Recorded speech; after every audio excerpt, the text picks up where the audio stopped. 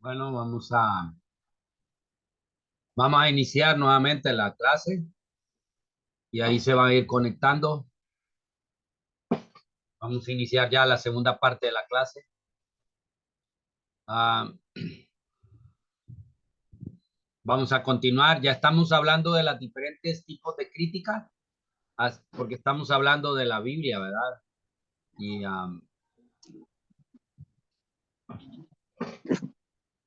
estamos hablando de la Biblia. Entonces, vamos a seguir viendo las diferentes am, críticas. Ahora nos corresponde ver la crítica literaria. Ya vimos lo que es la crítica de bajo nivel, que investiga acerca del texto, hace referencia del texto. Hoy vamos a hacer referencia a la crítica literaria. Ah, la crítica literaria fue desarrollada el siglo pasado y su meta es descubrir si el pasaje estudiado es una unidad integral y original o ha sufrido alteraciones, extensiones o recortes. Entonces, ah, vamos a ver. Entonces, el objetivo, el crítico literario lo que investiga es cuál es el contenido original de un texto y cuáles son los añadidos. Lo que él quiere, ah, se preocupa por preguntar cuáles son los diferentes estratos que compone un escrito libro. El objetivo de él es investigar y descubrir cuál es el génesis, cuál es el principio de ese texto, los orígenes de ese texto. Entonces a la crítica textual se le llama, a, a la crítica literaria se le llama la alta crítica, mientras que a la crítica textual se le llama baja crítica. ¿Por qué se le llama así? Porque es un aspecto superior, o sea que no solo se va al texto en sí de los errores cometidos, esto ya va más al libro como una obra literaria, haciendo una crítica, investigando sus orígenes, si algo fue añadido o originalmente estaba ahí. Esto se le llama crítica literaria. Uh, entonces, depende de un trabajo, claro que esta depende del trabajo textual que se hizo anteriormente, pero ese es su objetivo, es ir al origen. ¿Qué es lo que es original y qué no es original? Uh, la crítica literaria como ciencia data de la introducción al Antiguo Testamento en 1787. H. Horn examinó la estructura interna de cada libro, qué fuentes utilizaron y el modo de combinarlas o elaborarlas. Entonces, es, la crítica de las fuentes se realiza con mayor eficacia cuando se cuenta con una fuente documentaria utilizada por el propio autor bíblico. Entonces, como en el caso del libro de Samuel y Reyes, uh, se usó mucha referencia, con frecuencia el autor de los dos libros de crónicas. Entonces, es un poco, esos libros son muy parecidos porque son crónicas de reyes y crónicas de acontecimientos. Entonces, si hay un ejemplo ahí, ¿verdad? De la crítica a la fuente, se puede comparar. Voy a poner el caso del libro de primera y segunda de Reyes. Se puede comparar con Crónica, aunque Crónica va más allá de lo que dice segunda de Reyes. Y aún primera de Reyes se puede comparar con lo que dice el libro de Samuel, ¿verdad? Primera y segunda de Samuel. Por entonces son libros que hablan de crónica y eso nos ayuda a sacar conclusiones respecto al estilo literario del cronista. Entonces, cada cronista lo ve diferente.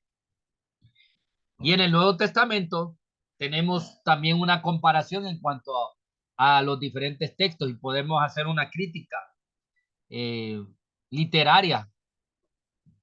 Y esto, por el caso del Nuevo Testamento, se cree que Marcos es la fuente de los otros dos, que son los evangelios sinópticos. Se llaman evangelios sinópticos porque significan ver de la misma manera, porque se usó la misma base. Y se cree que el libro de Marcos fue la base para los dos evangelios, que es el libro de Lucas y el evangelio de Mateo. Usaron como fuente el libro de Marcos, según se da a entender. Pero en el caso de que se desaparece la fuente, este tipo de críticas va más a las conjeturas, a los supuestos, y es un poco más arriesgado. En la crítica del Pentateuco se puede apreciar mejor hoy que en 1900 años. Lo difícil es determinar con exactitud el número de fuentes que utilizó Moisés, su fecha y su interrelación. Entonces, aquí viene otra en la crítica, en este tipo de crítica, ¿verdad? En esta crítica literaria, fijar la fecha de un escrito.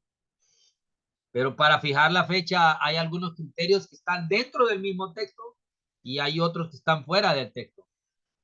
Si una obra cita una autoridad de fecha conocida, como voy a poner el caso del libro de Isaías, narra el acontecimiento que estaba sucediendo cuando Isaías tuvo las visiones.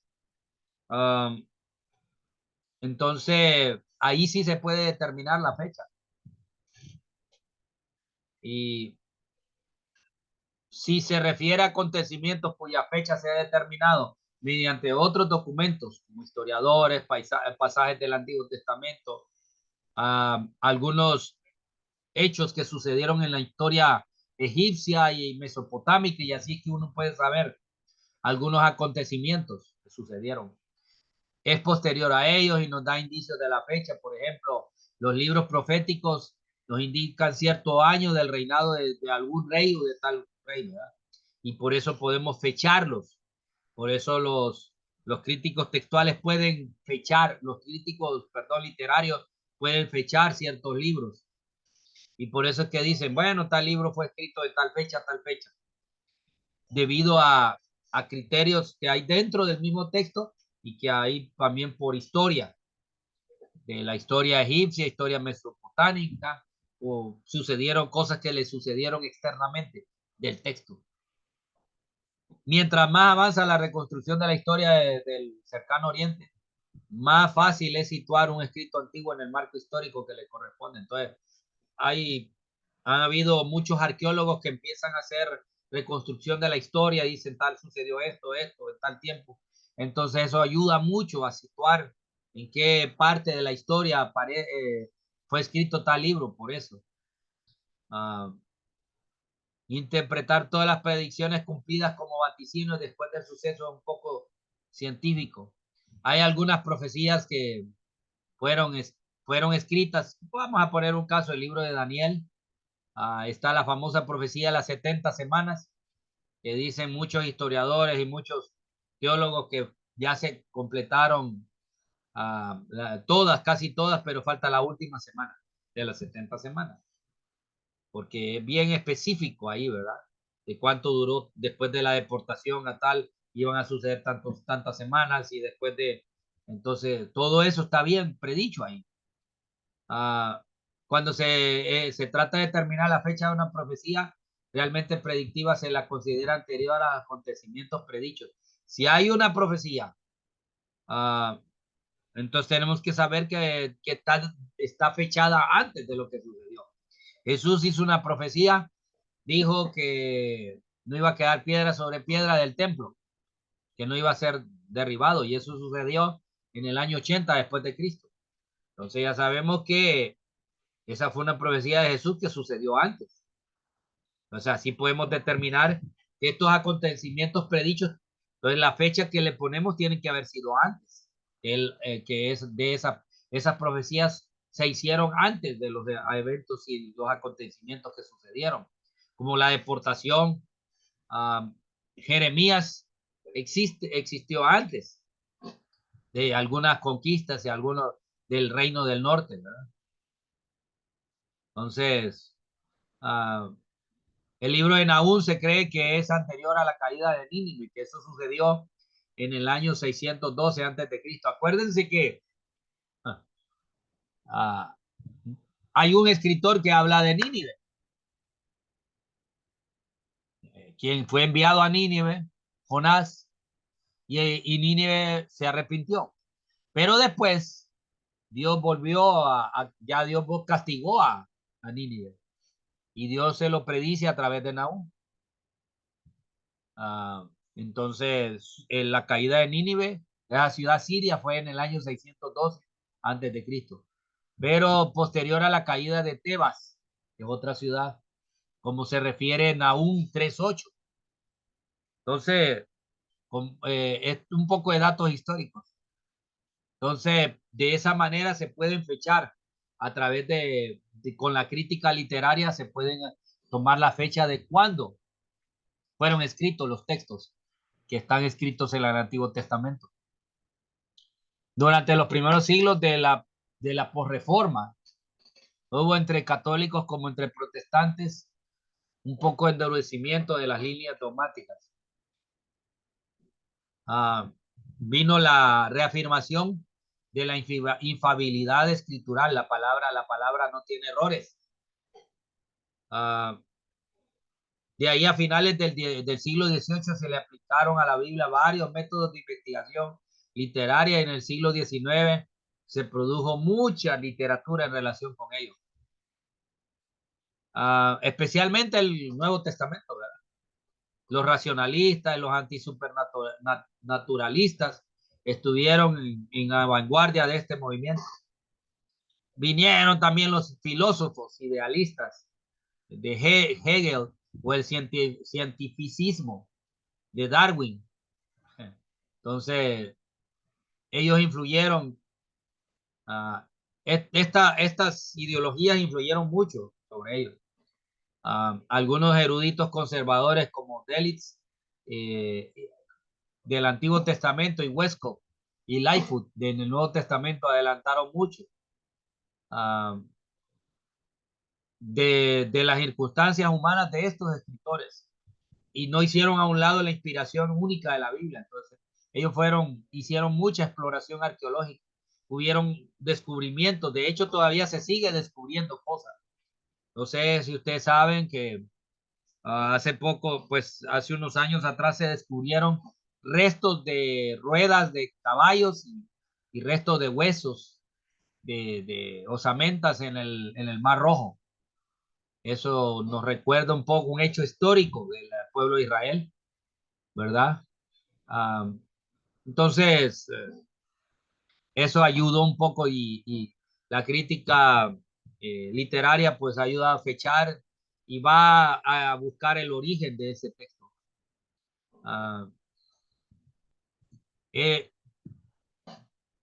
Dice que pertenece más bien a los estudios literarios modernos porque reconoce al texto bíblico como una literatura universal, porque es histórica y muchas de las técnicas y métodos que le aplicaron, los que han sido tomados, son de la crítica literaria secular. Entonces, el objetivo de este estudio se dirige a descubrir la estructura y el carácter literario del texto. O sea, la estructura, cómo fue estructurado el texto y el carácter, si poesía, historia, del carácter literario del texto. Las técnicas y estas licencias literarias que usó el autor, usó metáforas, símbolos, los efectos dramáticos, estéticos logrados por el escritor. Entonces, muchas de las cosas que se usan en la crítica literaria secular se aplicaron a muchos de los textos del Antiguo Testamento y textos del Nuevo Testamento y a muchas de las cosas, de algunas curiosidades y cosas que tenemos hoy en día y de algunas investigaciones de arqueología bíblica debido han influenciado, ¿verdad? Mucho a, la, a la crítica literaria. Vamos a poner un caso aquí. Tacos de salida de corredores en un estadio de la ciudad griega de Delfos. El apóstol Pablo usó imágenes de estas carreras en sus escritos. Segunda de Timoteo, este es un ejemplo. Vamos a verlo. Dice ahí en segunda de Timoteo 4:7. Vamos a ver qué dice. he peleado la buena batalla, he acabado la carrera, he guardado la fe. Entonces, ese es un ejemplo de dónde se corría, la salida de los corredores del estadio en una ciudad. Entonces, la arqueología ha venido a ayudar a lo que es a la historia de la Biblia, ¿verdad? Y ha venido a confirmar muchos hechos históricos que la Biblia los dice. Y eso ha ayudado también a fechar muchos de los acontecimientos. Aquí viene otra crítica que se llama la crítica de formas, de las formas. Para el estudio de la forma literaria de un pasaje, el exégeta, el que está estudiando a profundidad del texto, pregunta cuál es primero la estructura de la unidad, segundo el género literario al que pertenece. Ya sabemos que eso son algunas de las reglas para poder interpretar correctamente un texto. Eso es lo que hace para sacar el exégesis, que es entender qué es lo que quiso decir el escritor originalmente y qué entendieron los que recibieron ese texto, cómo lo entendieron. Entonces, de eso se trata la exégesis. Primero, la estructura de la unidad. Segundo, el género literario que pertenece. Tercero, el contexto de vida al que pertenece. Si fue un funeral, una boda, coronación de un rey. Cuarto, la intención del pasaje. Entonces, vamos a la forma. Qué género es, el contexto de ese texto, la intención, por qué se escribió, cuáles eran los acontecimientos alrededor de eso, y a eso se le llama la crítica de las formas. Todo esto nos ha ayudado a poder entender mejor la palabra de Dios.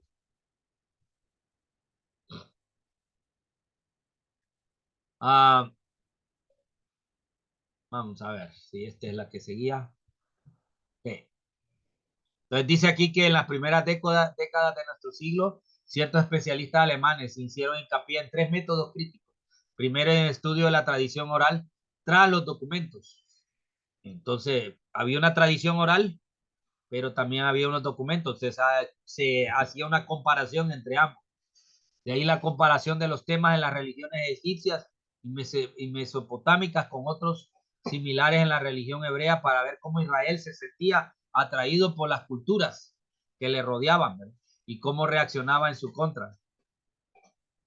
De ahí tercero, la crítica de la forma literaria que revisten los relatos, las leyes, los poemas del Antiguo Testamento. Entonces, la crítica literaria va al texto originalmente y la forma del texto, cómo fue escrito, a quién fue escrito. Entonces, de eso se trata la crítica literaria.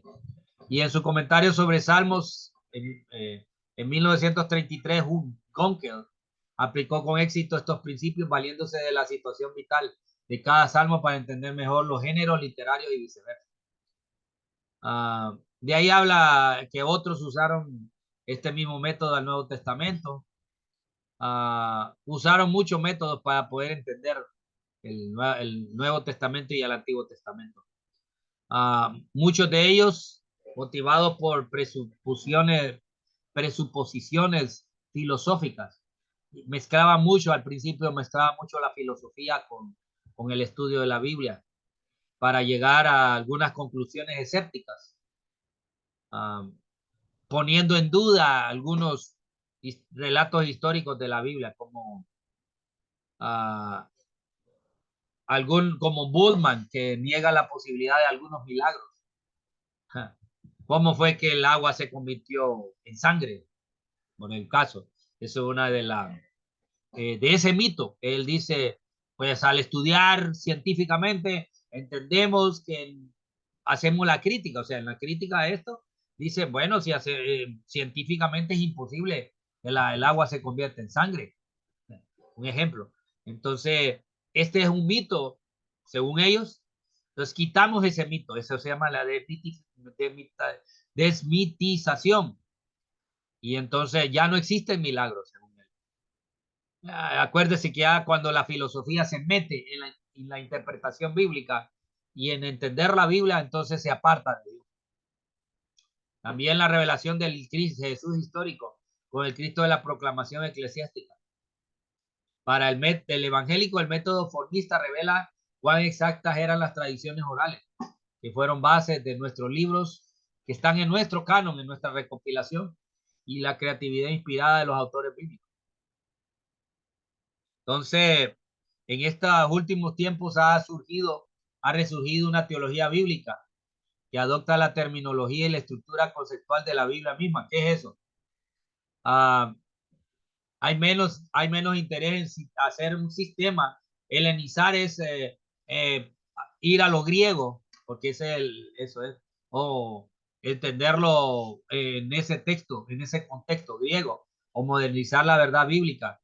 Está más preocupado, hay menos interés en eso que en formular preguntas que las escrituras están dispuestas a contestar. Ellos van más allá a la historia, van más a hacer sistemas y no les preocupa, no les interesa más contestar y ir a la palabra para encontrar, ir a la Biblia para encontrar esas preguntas. Ya el descubrimiento de los rollos de Qumran,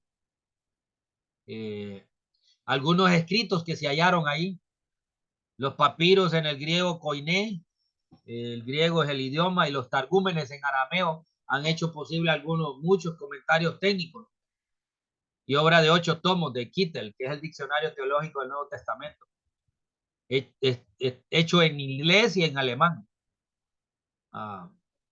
Entonces ha habido muchas críticas y muchos liberales debido a la crítica literaria.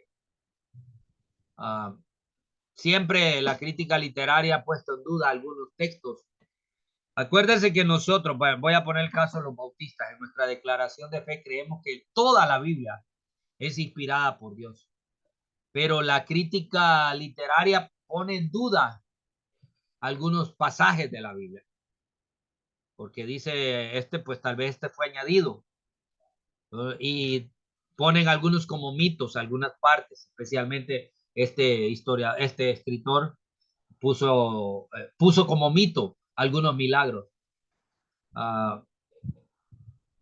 Muchos de ellos ponen en duda partes de la Biblia y dicen, pues todo no puede ser de origen divino. Hay humanos allí, y entendemos, fue humanos que escribieron, pero siempre con inspiración, revelación, inspiración de Dios, ¿verdad? A través de su espíritu. Entonces, eso es un poco de la crítica literaria y es la que más daño ha estado haciendo últimamente. De ahí nos lleva la crítica o historia de las tradiciones. Es reconstruir la historia de una unidad literaria a partir de su supuesto punto de partida, su desarrollo en la tradición oral hasta su aparición en forma escrita y su redacción final. Este es un método diacrónico, o sea que más bien hace, supone una gran cantidad de trozos y tradiciones literarias. Supone que una gran cantidad de trozos y tradiciones literarias acompañaron al pueblo de Dios en sus diversos momentos históricos. Entonces ellos dicen, es que hay algunas tradiciones que tal vez no están escritas y no se añadieron en los textos, pero que han venido a través de la historia y acompañaron al pueblo de Israel en muchos momentos. Y estas tradiciones fueron recontadas de generación en generación y enriquecidas con nuevas experiencias históricas. Un hecho o un relato se remodelaba y se evolucionaba hasta llegar a su redacción final o canónica. Esto se nota en el estudio de los pasajes paralelos, el decálogo, la bienaventuranza y algunos conceptos teológicos importantes como lo que sucedió en el Éxodo. Entonces, algunos dicen que hay algunas tradiciones orales que vinieron a través del pueblo de Israel. De hecho, hay algunos textos que no están en el canon, pero sí están en algunos escritos que alguien los escribió y se cree que fueron algunas tradiciones. El libro de Judas hace referencia a un texto que no está, ¿verdad? Cuando dice, ni aún Miguel, el arcángel Miguel, profirió palabra contra Satanás, sino que cuando estaban luchando por el cuerpo de Moisés, dice el libro de Judas. Y esa es una referencia a un libro apócrifo, que no lo tenemos en nuestra mano. Entonces, se cree que algunas de estas cosas fueron por tradiciones orales que se fueron pasando por generación. Entonces ellos dicen, vamos a vamos a comparar el texto también con alguna de estas tradiciones. El retórico crítico se preocupa por demostrar que una unidad literaria no solo apela al intelecto, sino a las dimensiones de la personalidad humana, a la personalidad humana, capaces de percibir mensajes. Entonces, acuérdense que la retórica va al ser humano. Entonces, el retórico crítico quiere demostrar que esa unidad literaria no solo está tocando el intelecto, sino todo el ser humano en sí. Trata de decodificar no solo aquello que apela a lo lógico y racional, sino emociones, religiosos y el ser en sí del hombre. Y no solo le interesa descubrir qué piensa el autor, sino también la textura y solidez del pensamiento del autor. Entonces trata de poner suposiciones de lo que también el autor estaba pensando cuando lo escribió. No es una muy buena crítica. Entonces, vamos a ver.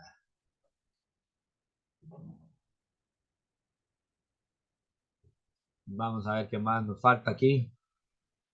Pero mucha teoría, ¿verdad? Bastante teoría.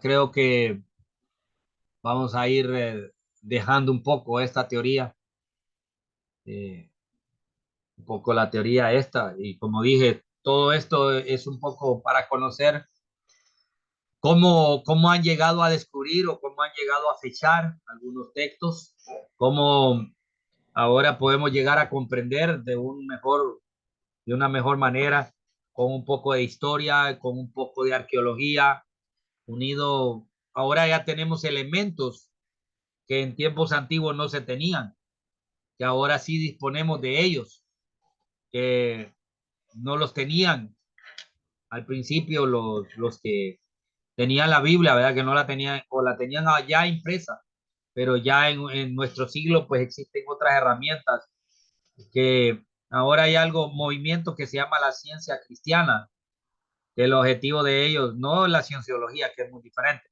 La ciencia cristiana son grupos de científicos que más bien están demostrando que la Biblia es la palabra de Dios y muchos de esos acontecimientos históricos fueron reales y que sucedieron. Fecharon uh, algo que se llama eclipse solar en el año 4, año 3 después de Cristo. Uh, eh, un terremoto también por esas fechas. Y la Biblia lo hace referencia a eso, ¿verdad? En la muerte y el sacrificio de Jesús, ¿verdad? En la cruz. Uh, yo digo, pues no importa si sucedió eso y históricamente lo han descubierto. Y el descubrimiento de algunas cosas, el descubrimiento de las paredes del, de la ciudad que cayó, ¿verdad? Cuando conquistaron Jericó, esa ciudad ahí aparece. También el fuego que hubo en la ciudad, en Sodoma y Gomorra. Se han encontrado restos volcánicos en esas zonas. Ahora hay una referencia de un pilar de sal que hay en el Mar Muerto, frente al Mar Muerto, que muchos piensan que es que se refiere a la esposa de Lot, que se convirtió en estatua de sal. Algunos piensan también que de algunos acontecimientos, ¿verdad?, que aparecieron en la historia. Y, y mucha de la crítica que hay, el propósito de ellos es descubrir, ir haciendo nuevos descubrimientos, ir avanzando y encontrando los textos más fidedignos. Uh, hay quienes están dedicados a eso, pues nosotros somos simples estudiosos de la palabra de Dios y tenemos muchas herramientas a nuestro alcance, ¿verdad? Para poder estudiar la palabra de Dios. No sé, ¿tienen preguntas, hermano?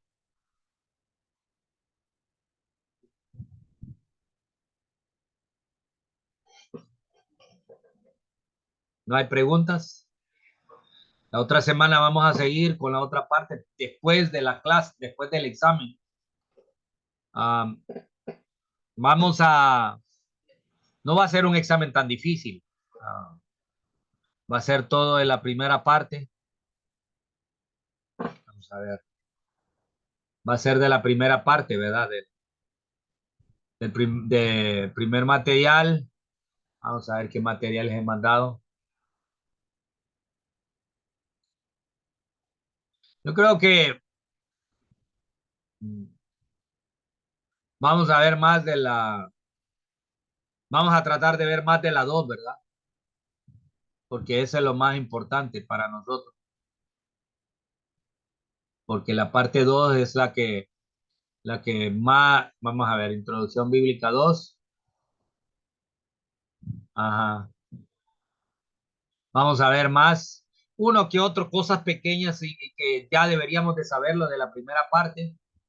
Ah, y vamos a ver parte de la 2 para poder terminar con la segunda parte de la 2 y el material 3 que se vendría en el siguiente examen de la siguiente semana. Vamos a tener 2 semanas de exámenes para poder no hacer un solo examen, ¿verdad? De ahí, pues el plan, hermano, es descansar posiblemente una semana para poder ver el último periodo de este año. El tiempo ya se nos está yendo, ¿verdad? Ver el último periodo, la última clase del año para mandar a descansar a todos, ¿verdad? Solo que va a ser interpretación bíblica o hermenéutica, como quiera llamarle, ¿verdad? Eso es lo que vamos a estudiar en la siguiente clase. Pero ahorita vamos a tratar de terminar aquí. El tiempo se nos ha ido. No sé si tiene preguntas, hermano Héctor.